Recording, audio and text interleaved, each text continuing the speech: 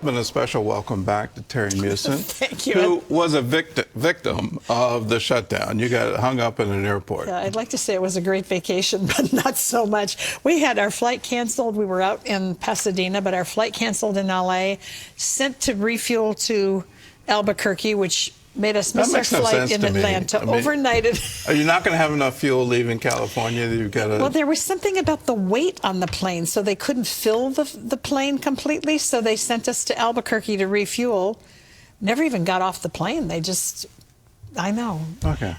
Ours is not to question why, Gordon. Ours is but to do or die. Well, with the shutdown, we are at a point where why in the world did this happen? The same deal that was on the table, yes. Was it 42 days ago? This is the same deal that finally got enacted. And then you wonder, was it all a political stunt? Was it designed for the New Jersey, Virginia elections? What was this? Well, the longest government shutdown in history is finally over, but Hallelujah. The bitter divide between Republicans and Democrats remains. Absolutely. Well, the two sides are continuing to fight over Obamacare. And now a new battle is underway over the Epstein files. CBN senior White House correspondent Kelly Wright reports. In the Oval Office, surrounded by Republican congressional members, President Trump signed the government funding bill Wednesday night, bringing an end to the 43-day government shutdown. So with my signature, the federal government will now resume normal operations. Partisan divisions fueled the longest government shutdown in American history, causing a lot of pain for the American people. Federal workers went without paychecks. Some had to stand in long lines to get food. It also disrupted supplemental nutritional aid for more than 40 million people and forced a reduction in air travel, stranding thousands of passengers. The president blamed the majority of Democrats. Republicans never wanted a shutdown and voted 15 times for a clean continuation of funding. I want to also thank the 8 Senate Democrats who finally did the right thing in voting to end this craziness, this madness. Democrats vow to keep fighting for extending Obamacare to maintain affordable health care for millions of Americans. We're going to continue that fight to fix our broken health care system and lower the high cost of living for the American people. Also, Democrats on the House Oversight Committee are fighting to release the Jeffrey Epstein files. On Wednesday, they released 3 emails from Epstein that claimed Donald Trump knew about the girls. And in another email, Epstein told his former girlfriend, Ghislaine Maxwell, that Trump spent some time with a person that Democrats claim was a victim. The president has denied any wrongdoing. White House Press Secretary Caroline Leavitt told reporters that President Trump kicked Jeffrey Epstein out of Mar-a-Lago because he was a, quote, pedophile and a creep. She said Democrats are conducting a smear campaign against the president and a distraction for their failure on the government shutdown. The president, as well as Republicans and even Democrats, are hoping that things can start working and getting normalized with air traffic control and all of the other issues going on as a result of this government shutdown, to get all of that working by the holidays. Very important to accomplish between Thanksgiving and Christmas. At the White House, Kelly Wright, CBN News. Well, CBN chief political analyst David Brody now joins us for more. So, David, I was wrong. It's 43 days on the shutdown, and the Republicans eventually got their deal that they put on the table at the start. You know, you're looking at the elections in New Jersey and New York and Virginia. It seemed to be on the minds of voters, but are there any real winners, losers? How do you rate this? Congress overall just loses. But Democrats, quite frankly, are the big losers in all of this, just from a political standpoint. Look, Gordon, as you said at the top of the show, they could have had this deal 40 plus days ago. A promised vote on the extension of Obamacare subsidies. They'll get that in December, but they could have had that 40 days ago. So what was this all about? Well, look, ultimately, it's the far left base of the Democrat Party that wanted to fight, and Chuck Schumer was going to give it to them.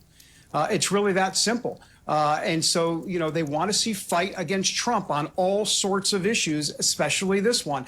But at some point, it just got too problematic for Democrats. I mean, they were trying to extend Obamacare subsidies for 22 million people, but 42+ million people were not getting their SNAP benefits, and it just wasn't becoming a good situation. Look, I think ultimately here was the problem for Democrats. You had Chuck Schumer and Hakeem Jeffries, the House Minority Leader there, both thinking that Trump was going to go off script and basically throw John Thune and Mike Johnson, the two leaders in the House and the Senate, under the bus and negotiate some sort of deal. I mean, Trump has been known to go off script. Well, President Trump did not do that this time. The Republicans stood together. Trump stood with Thune and Johnson, and Hakeem Jeffries and Schumer never got what they wanted. And that is exactly what happened. And so Democrats ended up losing politically. Well, I've got to go back to Virginia and New York and New Jersey and those elections. It seemed, at least from my vantage point with the Virginia race, it wasn't really about any of the candidates in the race. It was all about Trump. Am I missing the mark on that, or is there another analysis?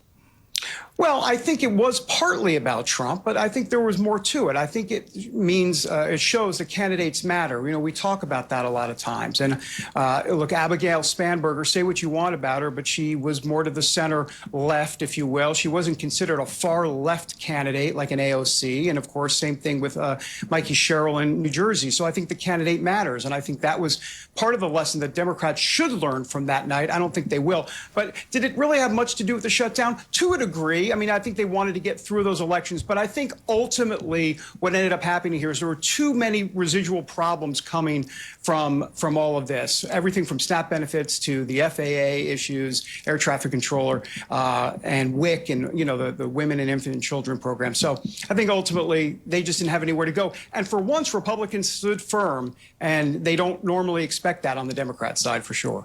Well, I've got to ask, didn't the Democrats know this 43 days ago? I mean, if you're going to put the entire government at risk, aren't you realizing that you're putting everything at risk, and you're putting even paying your military at risk? It just doesn't seem to make any sense that they would draw this line in the sand and say, unless we get this, we're not going to open the government.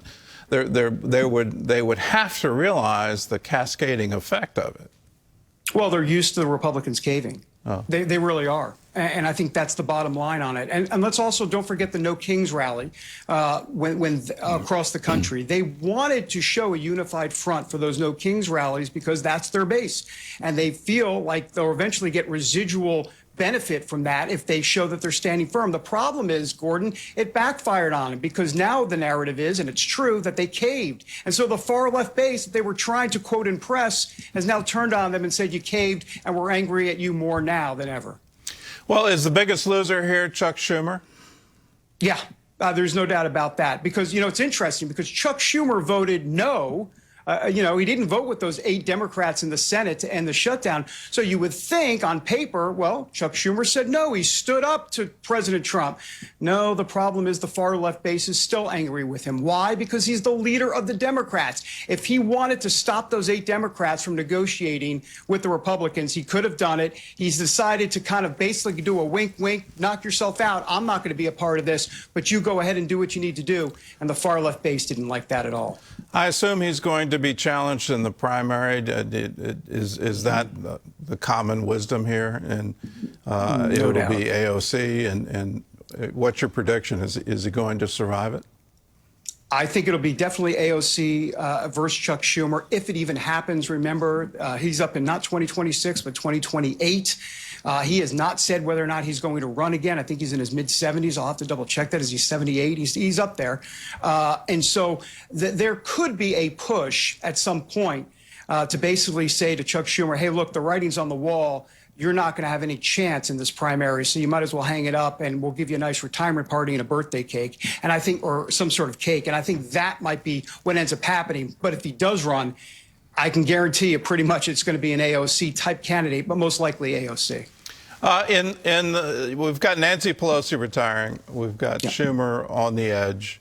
who is going to be the leader going forward for the Democrats, and particularly in view of 2028?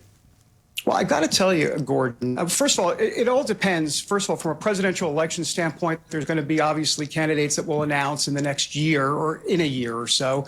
And of course, you've got Gavin Newsom and you've got some other candidates out there. Wes Moore in Maryland might be someone that looks at running. You got others. But ultimately, you know, the AOC, that person, AOC, is very interesting to watch, because I remember President Trump telling me privately in the West Wing, that was about 3 or 4 years, actually it was about 6 years ago, when he was at the end of his first term.